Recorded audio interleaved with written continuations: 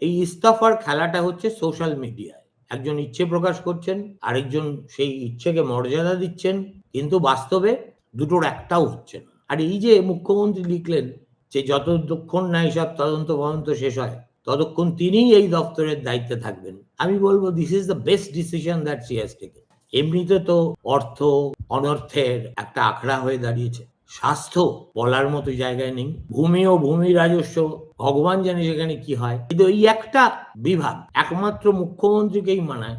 কেননা তিনি তো শুধু একটাই স্লোগান জানেন, খেলা হবে খেলা হবে খেলা হবে। কি একটা বাজনা বাজে, দেবাংশুরাকে লিখেছে, ভয়ঙ্কর পছন্দ।